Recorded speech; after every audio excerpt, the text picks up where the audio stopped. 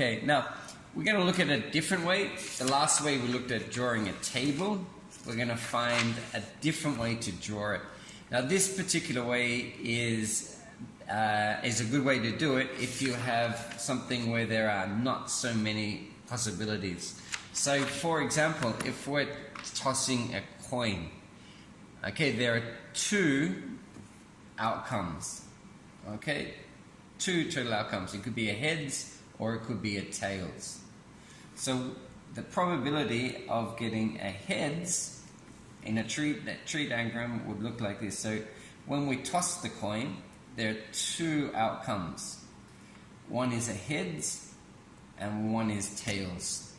So the probability of getting a heads would be 1 in 2. So there's one heads here out of a total of 2.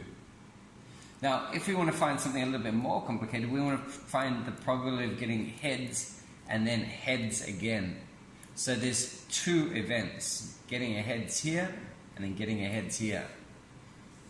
In this tree diagram, we've got one event has been labeled, but we have to put in the second one. So one possibility is I threw the coin and I got a heads. Now, when I toss it again, the possibilities are, again, getting heads or getting a tails. If I get a tails first, the possibility would be getting a heads or a tails.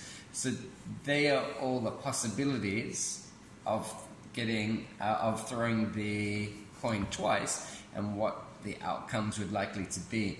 So finding this situation, a heads and a heads, okay, which is represented here. Here we've got a heads and a tails, so we write heads, tails. This one is tails, heads. We write tails, heads. This is tails, tails. We were looking for the situation where it's the probability of getting a heads and a heads. That's the probability. That's the only instance where that happens. So that's one time out of a total of 4 outcomes. Okay. To think of something a little bit more complicated now, this is the probability of getting a heads, heads, and a heads. So there are 3 events happening here.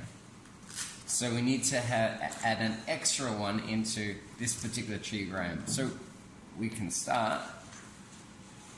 Our first event, the possibility could be either a heads or a tails. Okay, we throw the coin again, and it could be a heads or a tails for both of these outcomes. Okay, we throw it a third time.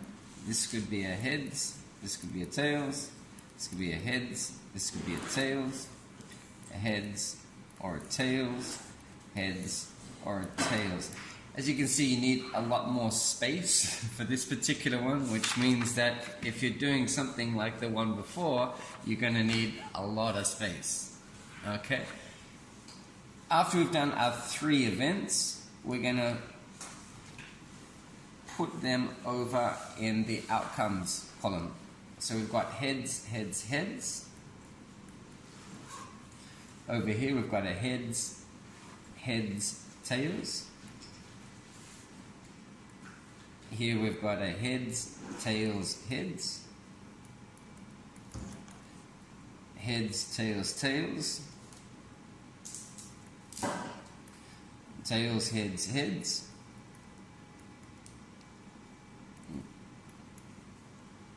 Tails, heads, tails. Tails, tails, heads. And tails, tails, tails.